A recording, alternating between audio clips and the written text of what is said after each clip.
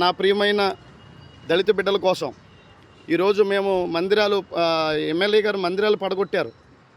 మేము ఎన్ని వీడియోస్ చేసినా, ఎంతమంది పెద్దలకి కంప్లైంట్ చేసినా మా యొక్క విన్నపాలను ఎవరూ కూడా అంగీకరించే పరిస్థితి లేదు.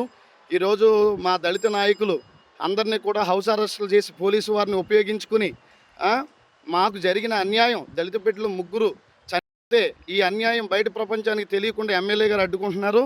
అందుకని నేను దళిత బిడ్డల పక్షంగా, దళితులందరి పక్షంగా ఈ బిఎస్ఎన్ఎల్ టవర్ ఎక్కి, ఆకివీడులో ఉన్న టవర్ ఎక్కి నేను చేసుకుంటున్నాను. దీనికి ప్రధానమైనటువంటి సూత్రధారులు, పాత్రధారులు మా నియోజకవర్గ ఎమ్మెల్యే గారే. ఆయన వైఖరే దీనికి కారణమని ఇందు మూలంగా తెలియజేసి నేను ఆత్మహత్య చేసుకోవడానికి బిఎస్ఎన్ఎల్ టవర్ ఎక్కాను. డ్యూటీ వారు చేస్తూ ఉన్నారు.